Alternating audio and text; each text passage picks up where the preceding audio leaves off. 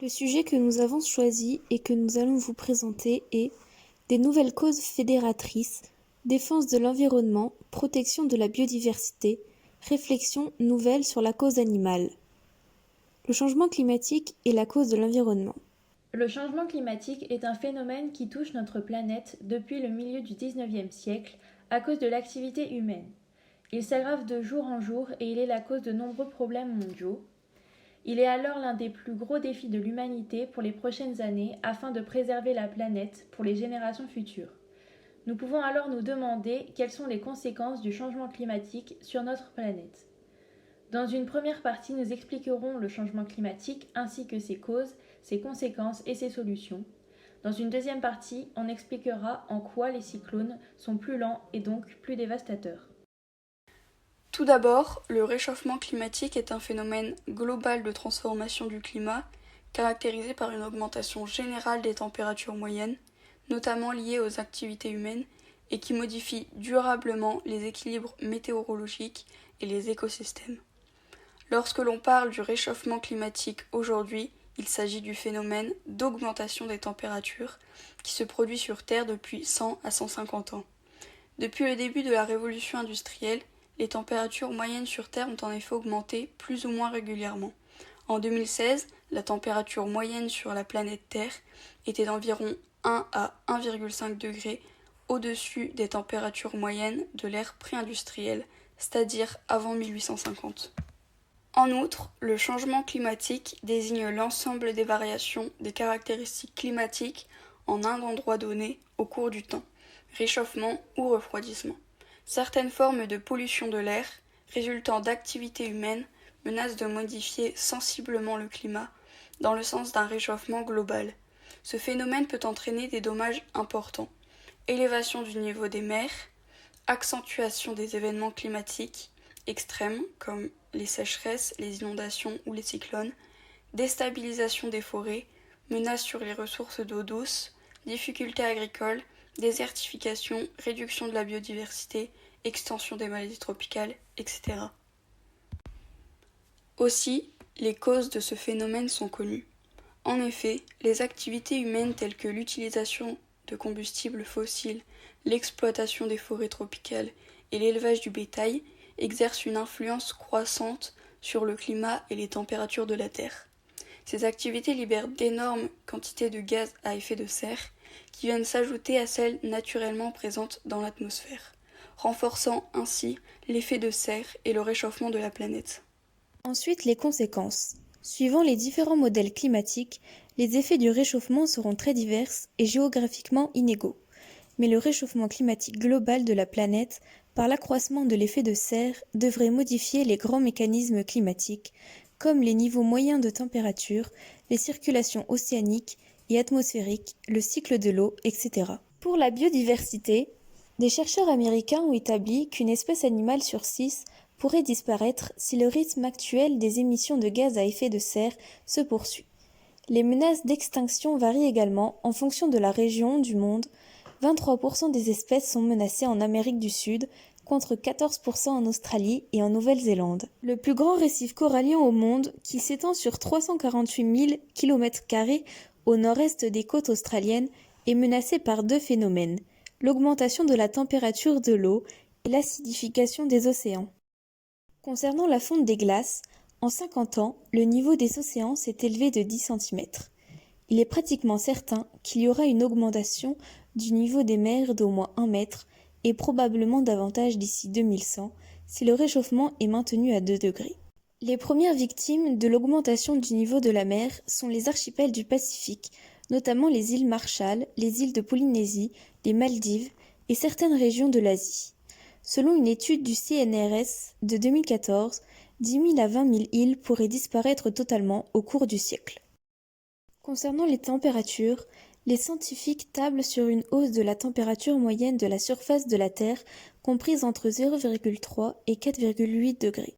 Si le réchauffement climatique provoquera des records de chaleur, il entraînera également des épisodes de froid polaire en France et en Europe. En février 2018, la température au pôle Nord, sur lequel est entrée une masse d'air chaud, est ainsi plus élevée qu'en Europe. L'air chaud arrivé du sud de l'Arctique a en effet repoussé l'air froid vers le sud.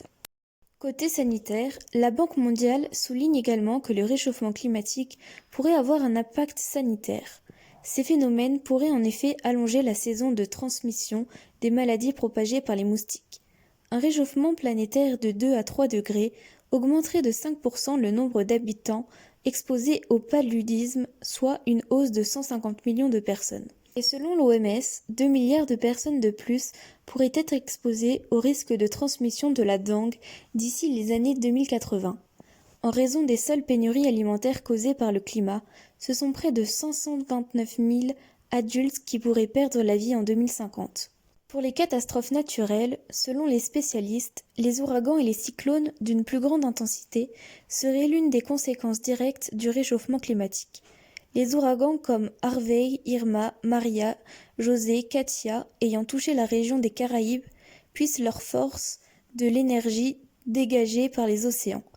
Ainsi, les scientifiques mettent en garde la population, car leur intensité pourrait être décuplée avec l'augmentation de la chaleur terrestre. Le changement climatique ne provoque pas directement les phénomènes météorologiques comme les ouragans, mais il renforce leur intensité, leur fréquence ou leur durée. Pour lutter contre le changement climatique, il faut changer nos habitudes alimentaires pour limiter l'impact de notre alimentation sur le climat. Il faut privilégier autant que possible les fruits et légumes de saison.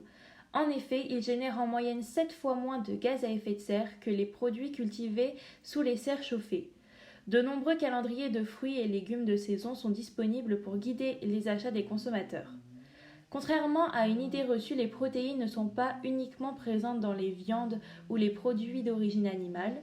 On les retrouve notamment en quantité élevée dans certains végétaux tels que les légumes secs, les graines ou les fruits à coque, ce qui permettrait de réduire notre consommation de viande, qui est plus polluante que celle des légumes et des autres végétaux.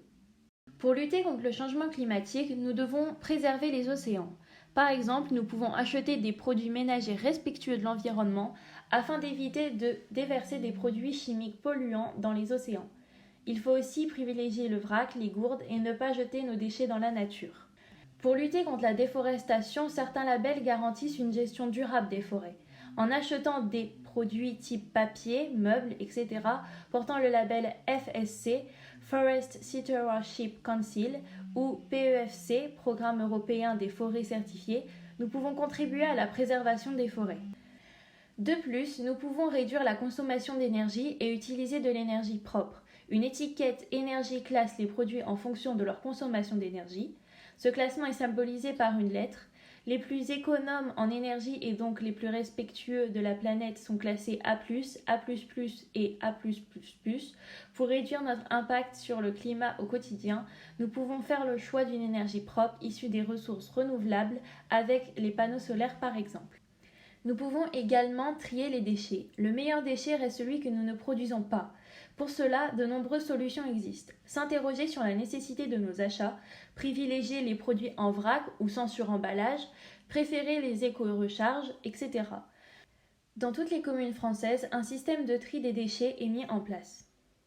Ensuite, nous pouvons utiliser des transports doux. Privilégier les transports en commun, les véhicules électriques ou faire du covoiturage sont des solutions efficaces pour réduire nos émissions de gaz à effet de serre lorsque nous nous déplaçons. Les meilleures solutions restent évidemment le vélo et la marche à pied, à la fois écologiques et économiques. Cette cause rassemble de plus en plus de personnes, comme lors d'un appel mondial à la grève le 15 mars 2019, et a permis de réunir de nombreux lycéens autour de la lutte contre le dérèglement climatique. Le gouvernement essaye de trouver des solutions, notamment lors de la COP21 qui se déroule à Paris. La signature de l'accord de Paris fait partie des initiatives prises pour lutter contre le réchauffement climatique. En effet, 195 États s'étaient engagés afin de maintenir le réchauffement climatique sous la barre des 2 degrés d'ici 2100. Aujourd'hui, nous constatons que les engagements ne sont pas respectés par de nombreux pays. Dans un premier temps, le terme ouragan désigne uniquement les ouragans sur les côtes de l'Amérique du Nord et de l'Amérique du Sud. Dans le Pacifique Nord-Ouest, les cyclones tropicaux sont appelés typhons. Dans l'océan Indien, cyclones. De plus, les ouragans, typhons ou cyclones sont des cyclones tropicaux qui frappent les côtes d'Amérique du Nord et du Sud, d'Afrique et d'Asie, avec des vents pouvant atteindre 380 km/h. Leur force destructrice est alimentée par leur large diamètre, qui peut atteindre plusieurs kilomètres de long. Les régions d'Asie du Nord et du Sud-Est sont fréquemment touchées, tout comme la ceinture cyclonique dans les Caraïbes et le golfe du Mexique. Les ouragans dévastateurs coûtent la vie à des centaines de personnes chaque année, ravagent les infrastructures et détruisent les sources de nourriture. Dans la mer, l'air chaud et humide monte, l'air froid descend sur les côtés. À cause de la rotation terrestre, l'air humide se met à tourner en montant. La combinaison des deux phénomènes permet aux cyclones de se former. Or, à cause du dérèglement climatique, les ouragans ralentissent progressivement leur vitesse, et cela n'a rien de positif, puisqu'en faisant du surplace, ils provoquent beaucoup plus de dégâts. La vitesse des cyclones tropicaux a ralenti de 10% entre 1949 et 2016. Alors que l'atmosphère de la Terre se réchauffe, la circulation atmosphérique change. Aussi, une augmentation des températures entraîne également une hausse de la concentration de vapeur dans l'atmosphère. Dans un volume d'air donné, il ne peut y avoir qu'une proportion limitée de vapeur d'eau, au-delà de laquelle le surplus de vapeur se transforme en eau liquide, donc en pluie. Les cyclones sont aussi plus dévastateurs. Plus un cyclone est lent, plus il est violent, meurtrier et destructeur. Une tempête qui fait du surplace occasionne en effet plus de dégâts. L'ouragan Harvey dans l'océan Atlantique Nord était le premier révélateur de ce phénomène de ralentissement aux effets catastrophiques.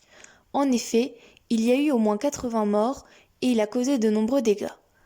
L'ouragan Irma est la catastrophe naturelle la plus coûteuse de l'histoire de l'assurance outre-mer.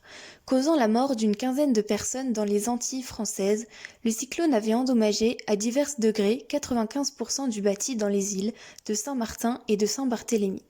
Le secteur français de l'assurance a annoncé lundi 3 septembre 2018 avoir indemnisé pour 1,26 milliard d'euros de dégâts dans les Antilles françaises. Le 5 décembre 2019, on a pu observer le spectaculaire cyclone très intense en Bali et sa vitesse d'intensification probablement record à l'échelle de tout l'hémisphère sud. En Bali est devenu en l'espace d'une journée un puissant et virulent cyclone générant des rafales de l'ordre de 240 km/h. Le passage lundi du cyclone tropical Belna sur le nord-ouest de l'île de Madagascar a causé la mort d'au moins 2 personnes et a fait plus de 1700 sinistrés. Selon le tout premier bilan annoncé par les autorités locales, les principaux dégâts ont été recensés, la digue qui portait la ville de la mer a rompu. De nombreux toits ont été arrachés par des vents violents, chronométrés jusqu'à 180 km/h, et ont accompagné le passage lundi après-midi du cyclone. Au total, quelques 1300 habitants de la ville ont dû être déplacés. Pour conclure, le changement climatique impacte notre monde, la planète et notre façon de vivre depuis quelques années.